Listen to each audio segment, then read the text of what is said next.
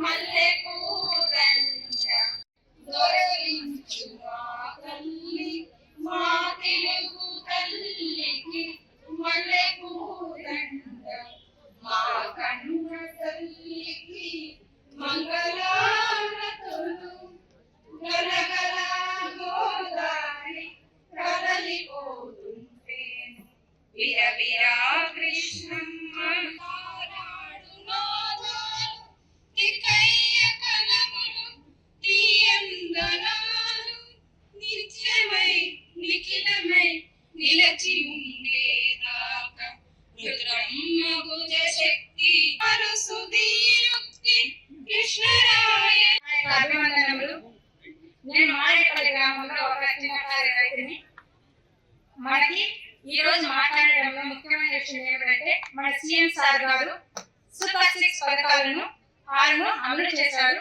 మాట ఇచ్చిన పరంగా మాట నిలబెట్టుకుంటూ అన్నదాత సుఖీభవ అనే పథకాన్ని ఈ రోజు మనకి 3వ విడతగా వేస్తున్నారు.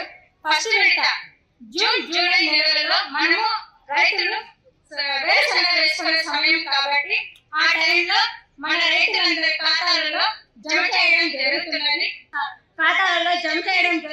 కాబట్టి చాలా సంతోషిస్తున్నాను. నేనైతే నాకు చాలా కష్టంలో ఉన్నప్పుడే నాకు ఇలాంటి అవకాశం వస్తున్నది కాబట్టి చాలా సంతోషిస్తున్నాను. ఇలాగే మన ఇచ్చిన మాట సీఎం సార్ గారు నిలబెట్టుకుంటూ వస్తుంటున్నారనేసి నిలబెట్టాలనేసి కూడా చాలా 100% నమ్మకం ఉంది. కాబట్టి ఇలాగే మన సీఎం సార్ని కంటిన్యూ చేసుకుంటూ మన సీఎం గారిని తర్వాత కూడా సీఎం చేయాలని మన అందరినీ మనమే కోరుకుంటున్నాను. Thank you sir.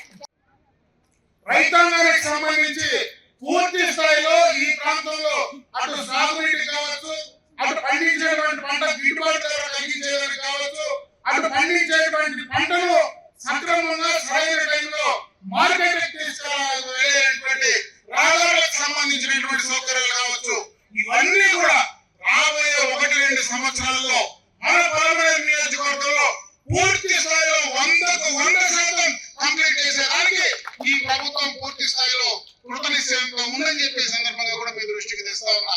ఇవన్నీ కూడా ఏదైనా ఒక మార్కెటింగ్ స్కీమ్ ఉన్నప్పుడు మన గత సంవత్సరంలో మామిడి పంటకు పూర్తిగా కూడా రేట్లు పడిపోయాయి. ఆ మామిడి పంటను పోలీసు మన ఫ్యాక్టరీలకు అందించేటువంటి పరిస్థితి కూడా లేకపోయింది.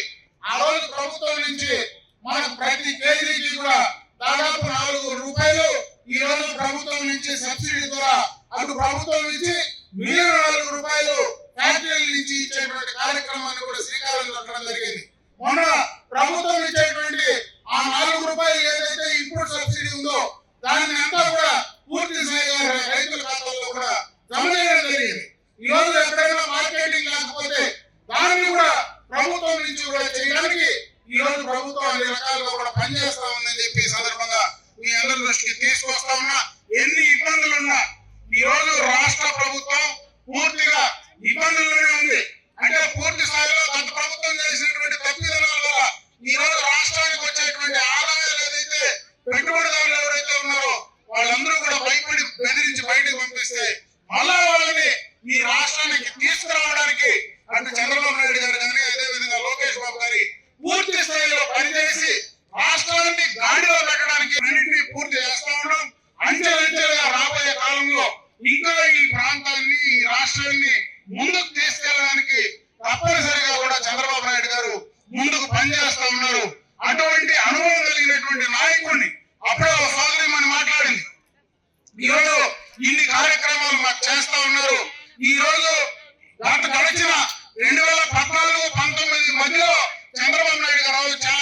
కార్యక్రమాలు చేశారు. అదే 19-24 మధ్యలో ప్రభుత్వం మారిన తర్వాత ఇవన్నీ కూడా కుంటుపడ్డాయి. ఎందుకంటే ఈ రోజు రాష్ట్ర వ్యాప్తంగా మనం ఆలోచించాల్సిన పని లేకపోయినా మన నియోజకవర్గం ఉదాహరణకు తీసుకుంటే 2014-19 ఎక్స్టెండెడ్ ప్రాజెక్ట్ కింద ఈ ప్రాంతంలో మనం చేసినటువంటి రోడ్స్ కానీ, అదేవిధంగా ఈ ప్రాంతంలో మనం చేసినటువంటి బీసీ, ఎస్సీ, ఎస్టీ, మైనారిటీకి సంబంధించినటువంటి కార్యక్రమాలు కానీ, అదేవిధంగా ఈ ప్రాంతంలో మన తండ్రి కాలం కానీ, ఇటువంటి అన్ని పనులు 2019-24లో ప్రభుత్వం మారిన తర్వాత అన్ని ఆగిపోయాయి. మళ్ళీ 24లో చంద్రబాబు నాయుడు గారు వచ్చిన తర్వాతనే ఇవన్నీ కూడా మనం చేసే కార్యక్రమాన్ని చేస్తా ఉన్నాం. అదే 2029లో మళ్ళీ చంద్రబాబు నాయుడు గారు ముఖ్యమంత్రిగా తీసుకొస్తే ఈ పనులు ఏవి ఆకుండా ముందుకు వెళ్తామనేటువంటి విషయాన్ని ఈ సందర్భంగా మీరందరూ ఆలోచించాలని చెప్పి మరొకసారి మీ అందరి దృష్టికి తీసుకొస్తూ, ఈ రోజు ఉగాది సందర్భంగా రాబోయే ఉగాది 18-19 తేదీలో మనకు ఉగాది రాబోతా ఉంది. ఆ ఉగాదికి సంబంధించి ముందుగానే మరి చంద్రబాబు నాయుడు గారు మన రైతుల ఖాతాల్లో డబ్బులేసి ఉగాదిని బ్రహ్మాండంగా జరుపుకోవడానికి మనకు అవకాశం కల్పించినటువంటి చంద్రబాబు నాయుడు గారికి ఈ ప్రాంత రైతాంగం తరఫున మనస్ఫూర్తిగా కృతజ్ఞతలు తెలియజేసుకుంటూ సెలవు తీసుకుంటా. జై హింద్, జై తెలంగాణ.